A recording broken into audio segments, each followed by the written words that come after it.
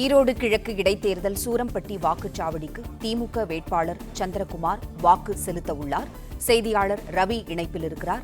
ரவி, வணக்கம்.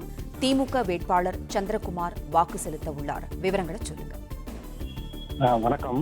ஈரோடு கிழக்கு சட்டமன்ற தொகுதி இடைத்தேர்தல் வாக்குப்பதிவு தொடங்கிய நிலையில் திமுக வேட்பாளர் சந்திரகுமார் சூரம்பட்டி 4 சாலை சந்திப்பில் உள்ள வாக்குச்சாவடியில் குடும்பத்தினருடன் தனது வாக்கினை பதிவு செய்ய வந்துள்ளார்.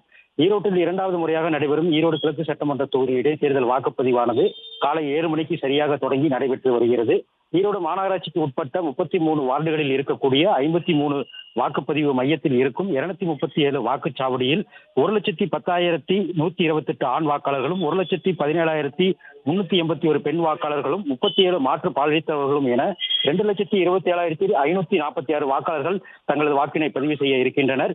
இந்தியா கூட்டணி திமுக வேட்பாளர் சந்திரகுமார் சூரம்பட்டி 4 சாலை சந்திப்பில் இருக்கக்கூடிய பிவிபி பள்ளி தனியார் பள்ளி வாக்குச்சாவடியில் தங்களது குடும்பத்தினருடன் நீண்ட வரிசையில் நின்று தங்களது வாக்கினை செலுத்துவதற்காக காத்துக் கொண்டிருக்கிறார். தற்போது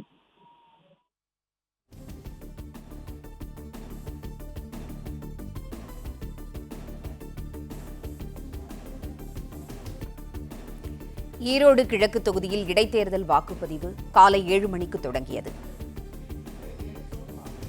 திமுக வேட்பாளர் சந்திரகுமார், நாதக வேட்பாளர் சீதாலட்சுமி மற்றும் சுயேட்சை வேட்பாளர்கள் என 46 பேர் களத்தில் உள்ளனர். ஈரோடு கிழக்கு தொகுதியில் மொத்தம் 2,27,546 வாக்காளர்கள் உள்ளனர். 53 இடங்களில் 237 வாக்குச்சாவடிகள் அமைக்கப்பட்டுள்ளது. செய்தியாளர் பாண்டியராஜன் இணைப்பில் இருக்கிறார். பாண்டியராஜன், வணக்கம்.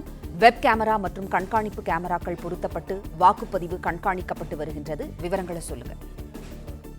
ஈரோடு கிழக்கு சட்டமன்ற தொகுதிக்கான இடைத்தேர்தல் இன்று தொடங்கி இருக்கக்கூடிய நிலையில இன்று காலை 7 மணியிலிருந்து பொதுமக்கள் வாக்குச்சாவடிகளுக்கு வாக்களிக்க வர தொடங்கியிருக்கின்றனர். வாக்களிக்கக்கூடிய பொதுமக்களுக்கான அந்த ஏற்பாடுகள், அதாவது அவர்கள் எந்த அறைக்கு செல்ல வேண்டும், அவருடைய வார்டு என்ன என்பது குறித்தெல்லாம் அவர்களுக்கு அந்த தகவலை வழங்குவதற்காக தேர்தல் ஆணையத்தின் மூலமாக அந்த நபர்கள் முன்னே இருக்கிறார்கள். அவர்களிடம் அவருடைய வாக்கு ஒப்புகை சீட்டை பெற்றுக் கொள்கிறார்கள். அதாவது அவர்களுடைய தேர்தல் அந்த அடையாள அட்டையை காட்டி அவர்களுக்கான அந்த எண் மற்றும் எந்த வார்டு எந்த அறை என்பதை தெரிந்து கொண்டதன் பிறகாக அவர்களுடைய அறைக்கு சென்று வாக்கு செலுத்தி வருகின்றனர். குறிப்பாக ஒவ்வொரு வாக்குச்சாவடி நிலையத்திலுமே கண்காணிப்பு கேமராக்கள் வைத்து அவை லைவ் மூலமாக பார்க்கப்படுகிறது. குறிப்பாக அங்கு இருக்கக்கூடிய அந்த வெப்காஸ்டிங் முறையில் மாநகராட்சி அலுவலகம் மற்றும் மாவட்ட ஆட்சியர் அலுவலகம் ஆகிய 2 இடங்களிலும் இருந்தும் இங்கு இருக்கக்கூடிய 237 வாக்குச்சாவடி நிலையங்களையும் நேரலையில் கண்காணித்துக் கொண்டிருப்பதாக மாவட்ட ஆட்சியர் தெரிவித்திருக்கிறார்.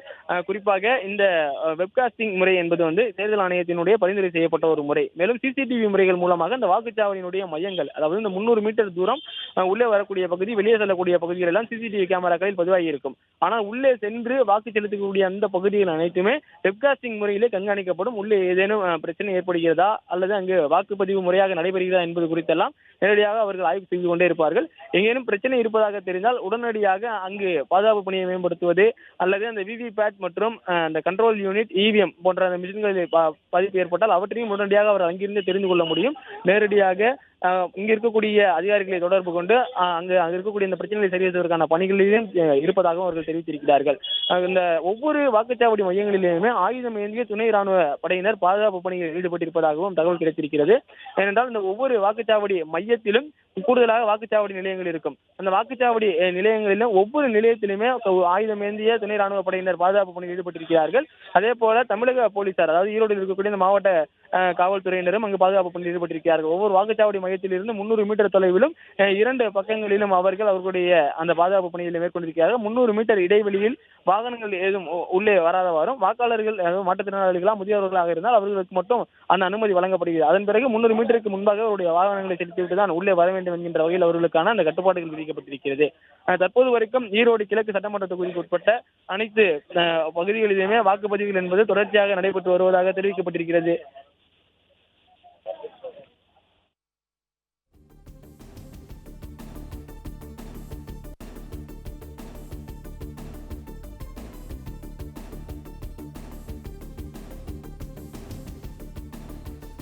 பாண்டியராஜன், தகவல்களுக்கு நன்றி.